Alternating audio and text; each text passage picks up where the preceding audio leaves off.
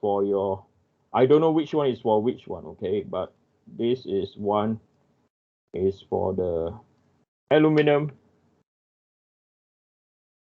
okay, or stainless steel, and this is for the aluminum. Okay, so that's where we only have stresses. Okay, that is why I hope this explains why we have to minus. Okay, so because this is the only stage that we are going to see any stresses. Okay. Right. So now we are going to calculate. We're going to calculate We're going to analyze the structure now. Okay. So step number 2 now. Okay.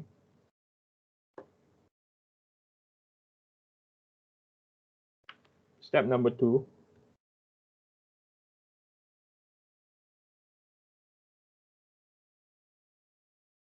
Okay. When the gap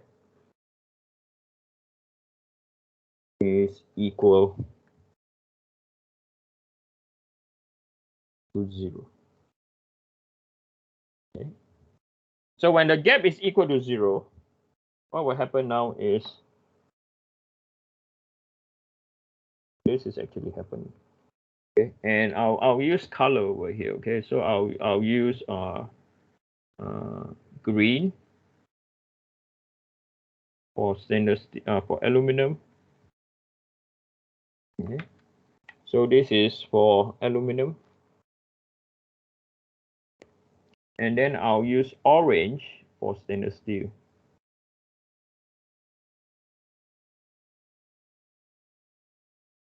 Yeah.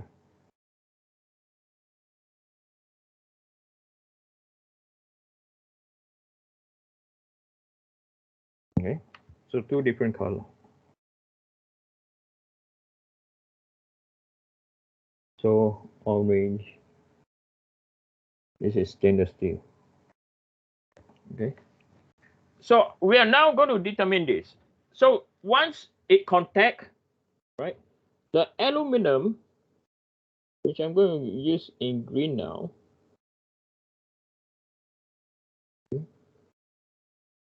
This is the reaction force for the aluminum in green, right? Because it expands, the stainless steel preventing from expanding, there's going to be a reaction force, okay? And then I'm going to use orange, right? And this is the reaction of the stainless steel, okay? So one is a reaction of the aluminum, and one is the reaction of stainless steel. And based on Newton's third law, okay, based on Newton's third law,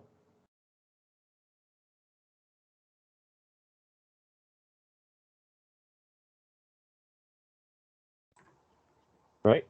Action equal to reaction.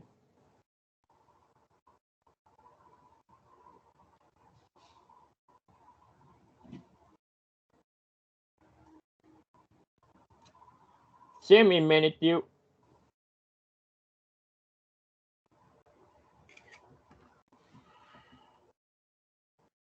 And opposite in direction.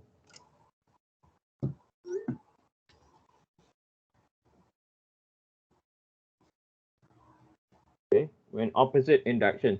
So when this is the case, right? Action is equal to action, same in magnitude, opposite in direction, i.e., the reaction of stainless steel, right, is equal to the reaction of the aluminum, right? But action equal to action minus.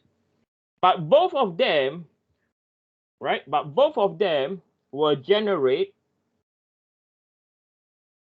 Okay, so we have reaction of stainless steel is equal to the negative of the reaction of aluminum. However, both reaction forces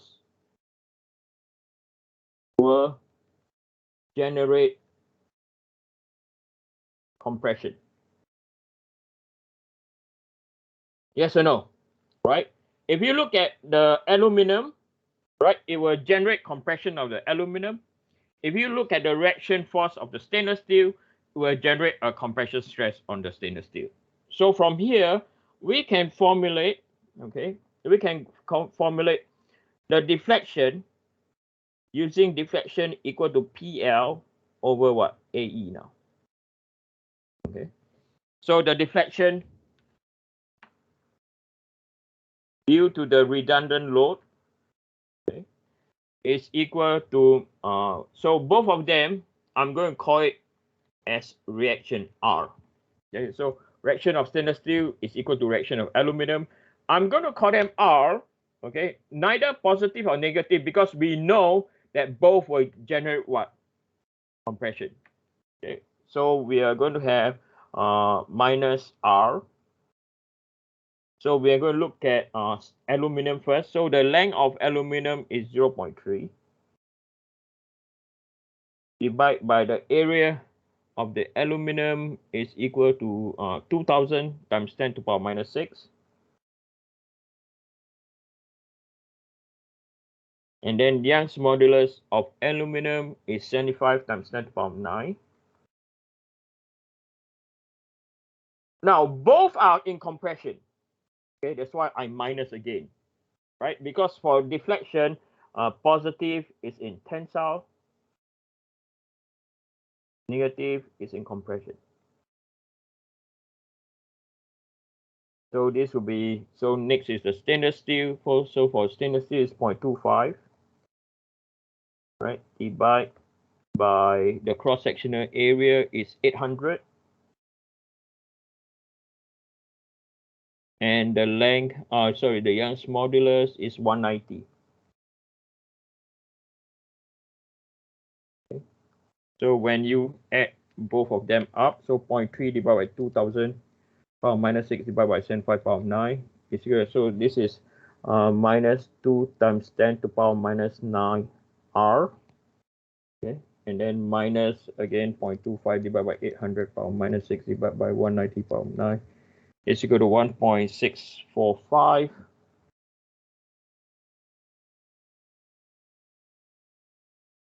times 10 to the power minus 9 R. So this will be equal to 2 power minus R plus by 1.645 power minus R is equal to minus 3.645 times 10 to the power minus 9 R. Okay, so therefore, deflection due to the temperature plus by deflection due to the redundant load must be equal to 0. So we get 0.847 times 10 to the power minus 3 minus by 3.6 times 10 to the power minus 9 R equal to 0. So R is equal to 0.847 times 10 to the power minus 3 divided by 3.645. Okay. So 0.847 power minus 3 divided by 3.645 power minus 9 is equal to 232.737. 373, sorry. Times 10 to the power 3 Newton. Okay. So from here, the question asks us to determine the normal stresses of the aluminum. So normal stress of the aluminum.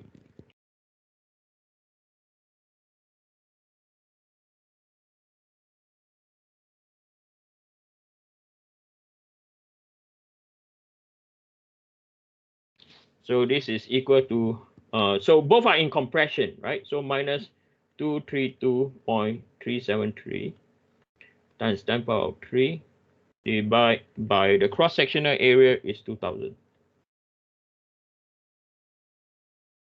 So this is equal to 232.373 power 3 divided by 2000 power minus 6 is equal to minus 116.187 times by 10 to the power 6 Pascal. Let's also calculate the the stainless steel. Okay. So the reaction forces are the same. So it's also minus 232.373 times 10 to the power 3. And then you divide by the cross-sectional area is what? It's 800. Okay, so 232. So this will be equal to 232.373 power 3 divided by 800 power minus 6 is equal to 290.466 times 10 to the power 6 Pascal. Okay. So the stainless steel is inducing higher stresses. Okay, because of its smaller cross-sectional area, the forces are the same. Now the change in length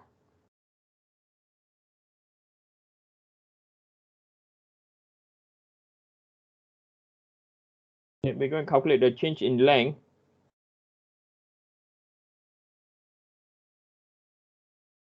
for the I'll not be more than 10 minutes. Okay, I know some of you have to go somewhere. Okay. Okay, a change in length for the aluminum rod. So to calculate the change, right, or deflection basically, okay, so this is due to the temperature plus by due to the redundant load. Okay, so this formula is alpha delta T multiplied by L naught plus by so for this case is plus. We know that this term over here is equal to minus R, right? L naught over AE.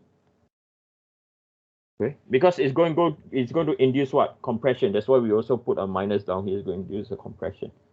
So we have calculated this for aluminum. So the aluminum we have calculated is equal to 0.828 times 10 to the power minus 3.